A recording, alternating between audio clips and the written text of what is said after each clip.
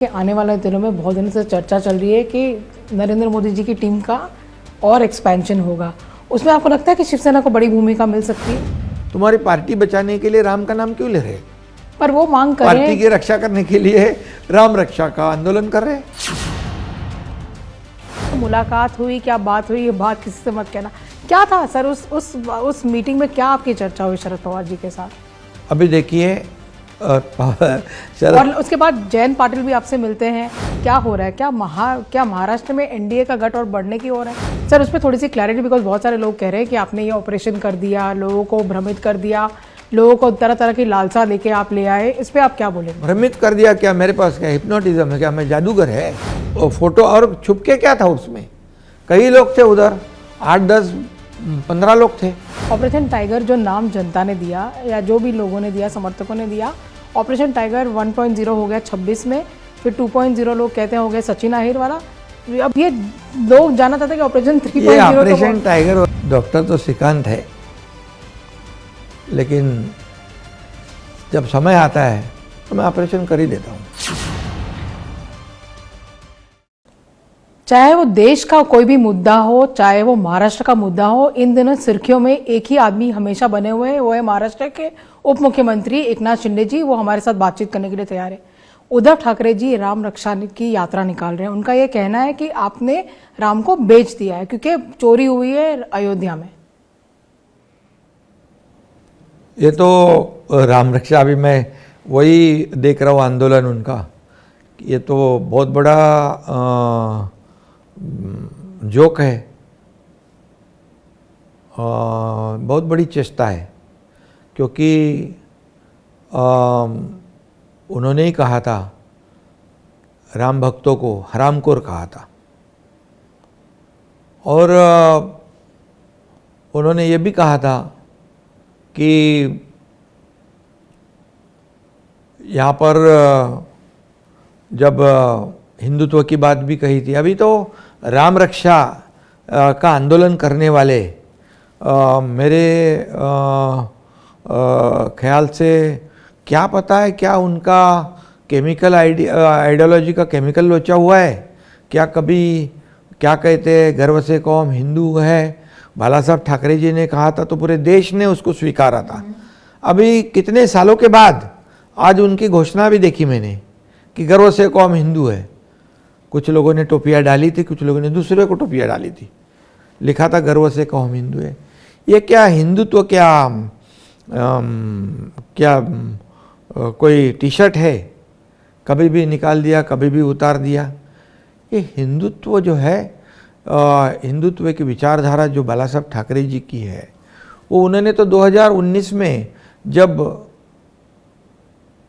बाला साहब ठाकरे जी के विचार छोड़ दिए, हिंदुत्व छोड़ दिया और कांग्रेस के साथ सरकार बना दिया, तो गर्व से कहो हम हिंदू है ये बोलने का हक उन्होंने उसी टाइम खो दिया था।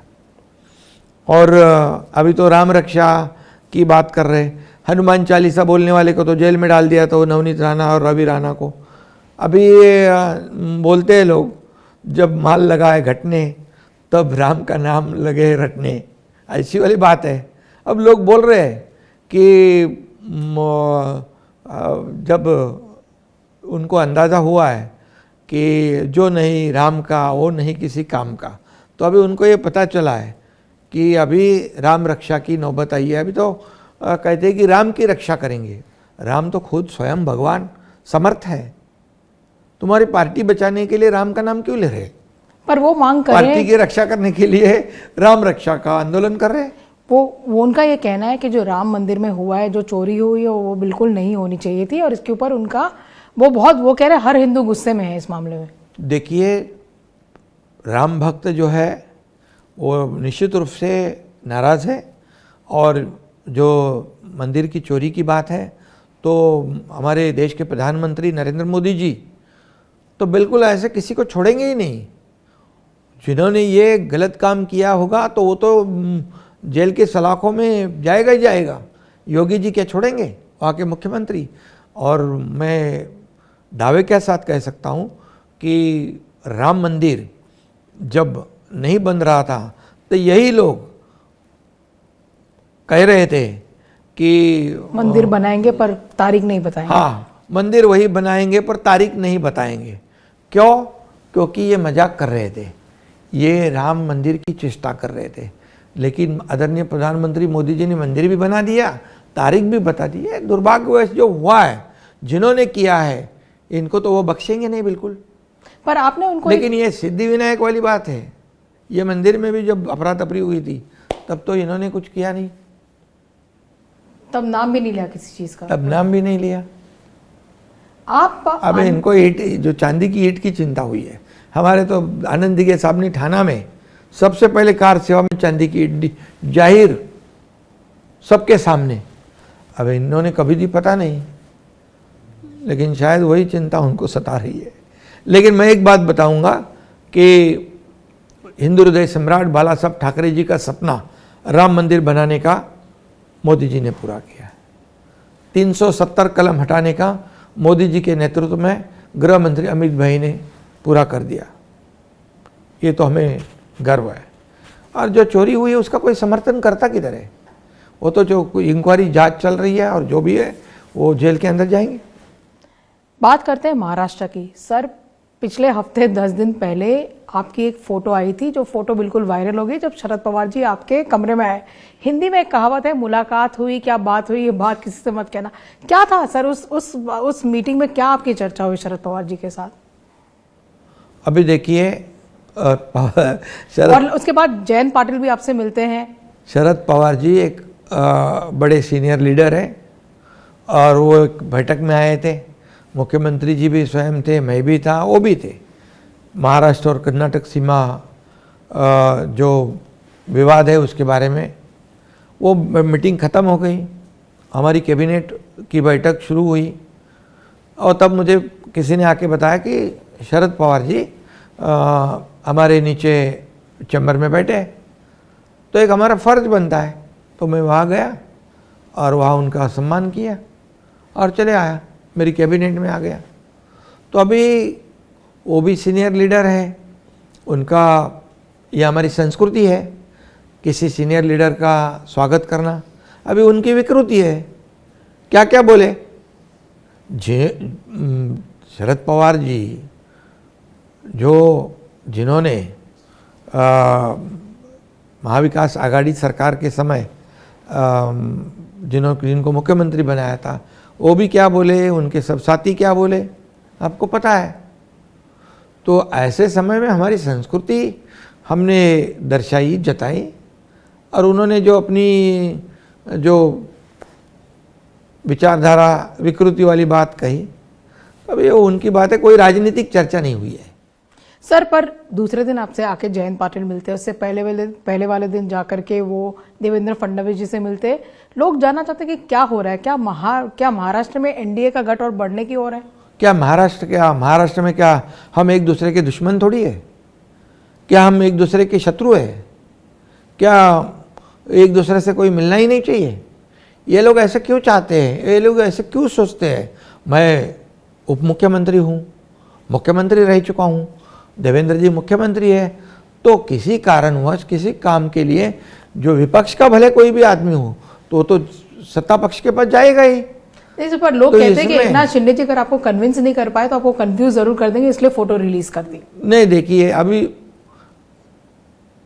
वो फोटोग्राफर भी उनका ही था, शरद पवार जी का। नहीं, हाँ, हमने कोई फोटो, और छुपके क्या था उसमें, कई लोग थे उधर, 8, 10, 15 लोग थे। तो उसमें ये बिल्कुल साफ था, कोई राजनीतिक चर्चा हुई ही नहीं है। क्या वो आने के बाद हमारे यहाँ आके बैठे हैं, क्या हम उनको एक फूल का गुलदस्ता नहीं दे सकते? क्या स्वागत नहीं कर सकते? ये हमारी परंपरा है, ये हमारी महाराष्ट्र की संस्कृति है, यही तो हमारे बाला साहब ठाकरे जी ने सिखाया है। और जैसे ही मिले तो इतनी सब लोगों को क्या लगी, बाप रे, पेट दर्द हो गया, किसको क्या क्या तकलीफ हो गई। सर, आजकल मीडिया में भी ये चर्चा है कि महाराष्ट्र में 24 घंटे अलर्ट रहना चाहिए, कि सुबह कोई आदमी किसी पार्टी में तो दोपहर में कहीं और चला जाता है। तो आपको लगता है कि जो भी डिसीजन होता है महायुति में, वो सबके साथ एक साथ मिलकर के होता है, या फिर अलग अलग इंडिविजुअली अपने आप अपना राग कोई अलापता है? नहीं, हमारा जो कोई भी चाहे पक्ष बढ़ाने का हमारा महायुति की जो हमारा गठबंधन है, तो हम लोग तो कोई भी जो डिसीजन लेते हैं राज्य के हित में, तो वो कलेक्टिवली लेते हैं। फिर लोगों को क्यों लगता है कि देवेंद्र जी की आपसे नहीं पड़ती, आपकी देवेंद्र जी से नहीं पड़ती? लगातार मीडिया में ये चर्चा बनी रहती है। ऐसे तो मीडिया में चर्चा है ना, आप ही के सवाल है, आप ही के जवाब है। हमारे में तो हम लोग तो साथ में निर्णय लेते हैं। किसानों के लिए भी निर्णय लिया है, सभी अभी जो कर्ज माफ़ी का निर्णय लिया है, तो हम साथ में चर्चा करके निर्णय लेते हैं। ये सब बाहर जो है, ये चर्चा का विषय जो है, ये सूत्रों के अनुसार अभी हम लोग हमारा काम करते रहते हैं, सूत्रों के अनुसार न्यूज़ चलती रहती है।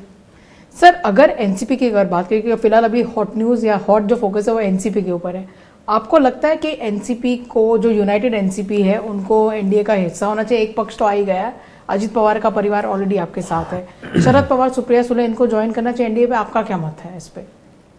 देखिए, उनकी पार्टी का सवाल है, ये उनके पक्ष का विषय है और ये उनकी अंदरूनी बात है, किसको क्या करना है, किसको क्या नहीं करना है। तो पवार साहब भी बड़े सीनियर लीडर है और राजनीति में हर एक को पता है क्या करना होता है, तो इसमें मैं कुछ सलाह मशवरा या कुछ ऐसा बोलने की मुझे ऐसा ठीक नहीं लगता, उचित। पर अगर आपके पास शरद पवार जी आते हैं, वो बोलते हैं एकनाथ जी मुझे आपका सुझाव चाहिए, मुझे क्या करना चाहिए, तो आप क्या कहेंगे? शरद पवार साहब बड़े बुजुर्ग नेता है, उन्होंने इधर मुख्यमंत्री कई साल रह चुके हैं, देश के केंद्रीय मंत्री रह चुके हैं, तो उनको सलाह देने वाला मैं तो इतना बड़ा नेता नहीं हूँ, मैं एक कार्यकर्ता हूँ। आने वाले दिनों में आप क्या देखते हैं? क्योंकि देखिए, शिवसेना ने बहुत मुश्किल समय में, अभी एनडीए को नंबर्स की बहुत ज़रूरत है, मुश्किल समय में जो एनडीए के एक्स्ट्रा जो एमपी की चाहिए, जो नंबर्स की ज़रूरत है, उसको एक तरफ से देखते हुए आपका हमेशा महत्वपूर्ण योगदान रहा है। आप मतलब सरकार में जब आए थे तो बड़े लोगों को लेकर के साथ में आए थे। आपको लगता है कि शिवसेना की भूमिका और बड़ी होनी चाहिए आने वाले दिनों में एनडीए के लिए? आप इसको इस तरह से देखते हैं? देखिए, सरकार जब 2022 की हम बात करें तो 2022 में हम लोग तो मंत्री थे, हम किसी की सरकार या सत्ता छीन कर नहीं गए, हम सत्ता को छोड़ कर गए, सत्ता का त्याग करके गए, मंत्री पद को छोड़ गए, हम चले गए।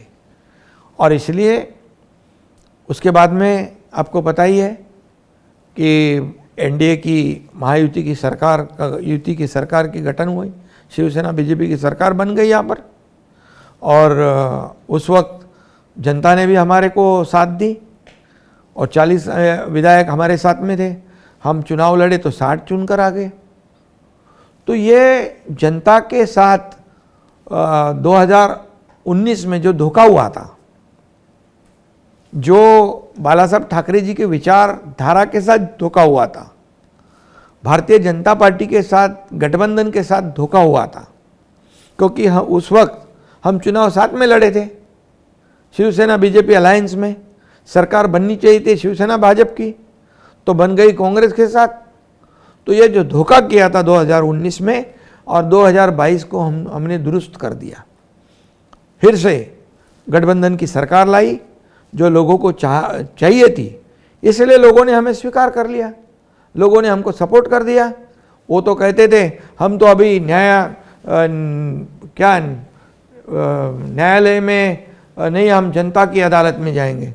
जनता की अदालत में गए, जनता की अदालत में हम पास हो गए और वो फेल हो गए। उनका ये कहना है कि जो 2022 में हुआ वो तो हुआ, पर 2026 में दोबारा आपने उनके साथ खेल कर दिया। देखिए, हम कोई खेल किसके साथ करते नहीं, ना ऐसा खेल करने का शौक मुझे है।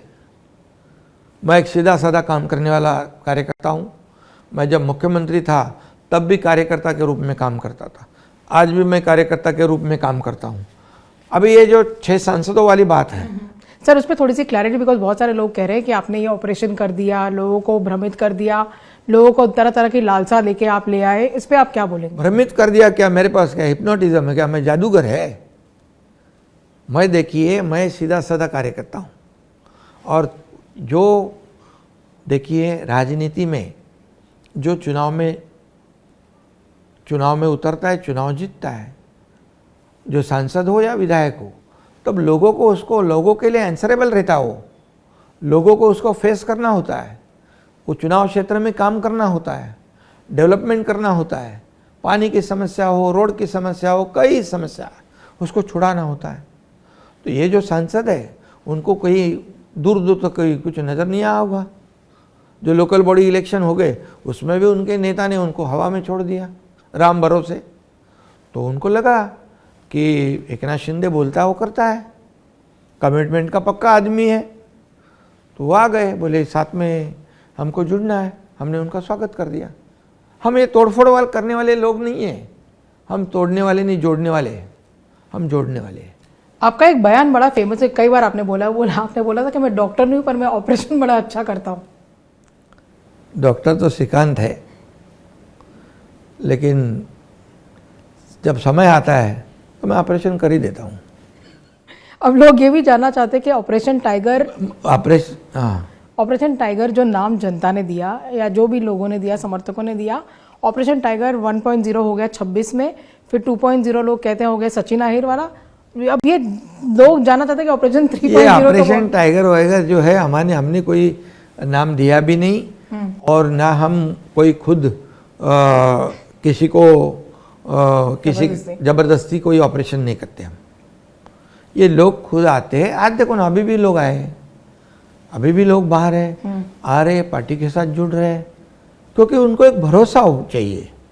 राजनीति में एक ट्रस्ट जो होता है, विश्वास, वो बहुत बड़ा होता है, तो उसकी ज़रूरत होती है।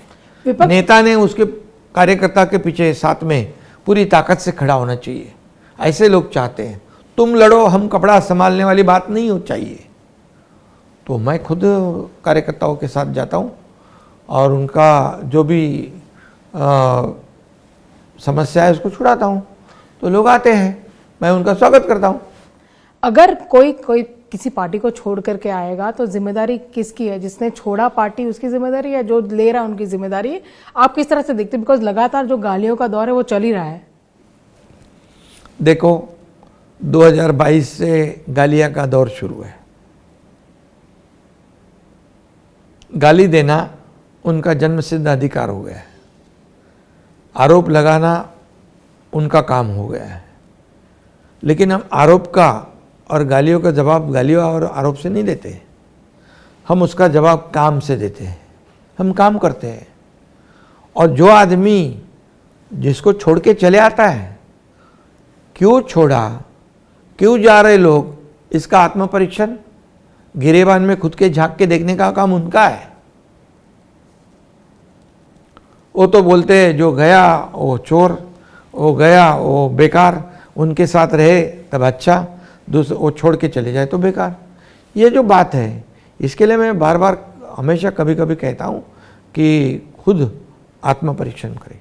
गालियों की बात की जाए तो आपको भी लगातार गालियां पड़ी है। प्रधानमंत्री को तो खैर वो कहते हैं कि मैं जब तक 2-2.5 किलो गाली नहीं खाता हूं तब तक मेरा पेट नहीं भरता। उनको लगातार 12 साल से विपक्ष वाले गाली देते, चाहे वो कुछ भी करे। आप इसको भी किस तरह से देखते हैं? बिकॉज लगातार प्रधानमंत्री के बारे में जब भी, खास करके जब वो विदेश के दौरे पर जाते हैं, तब लोग उल्टी पुल्टी इनके बारे में बातें और वो सब करते हैं। ये तो बहुत ही निंदाजनक है, मैं इसका निषेध करता हूँ, कई बार किया भी हूँ। देश के प्रधानमंत्री जो है देश को आगे बढ़ा रहे, मोदी जी, और मोदी जी देश को ऐसी हालत में, कई देशों की अर्थव्यवस्था बहुत कमज़ोर हुई है, डगमगा गई है, चरमरा गई है।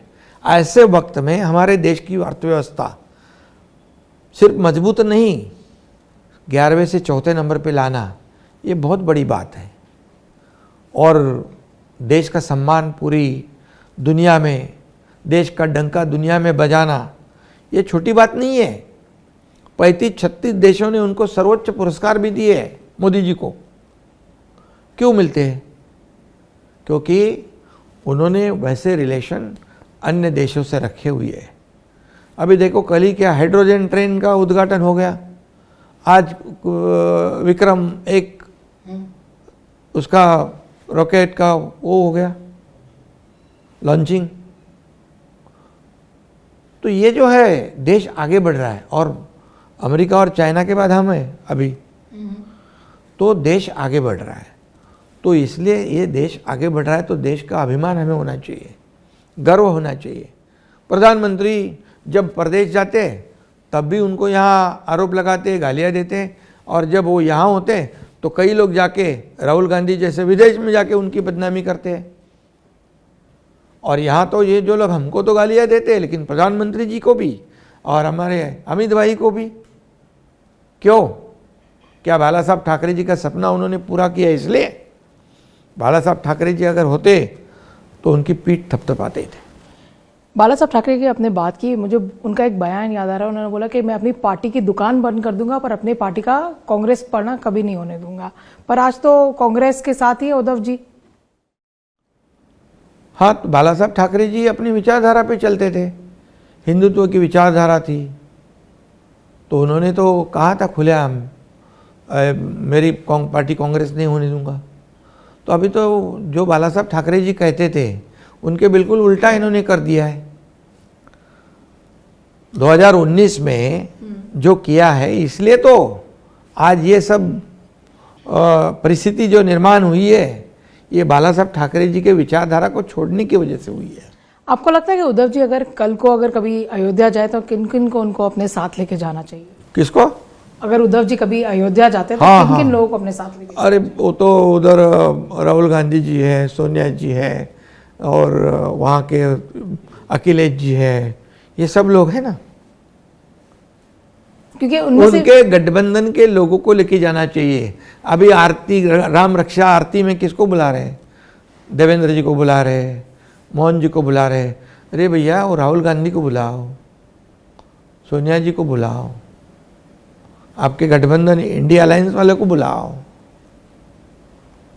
ये बुलाओ, वो तो कैसे बुलाएंगे? जो तो सावरकर जी को गाली देते हैं, उनके साथ आप बैठते हैं, माफी वीर कहते हैं, उनके साथ में बैठते हैं।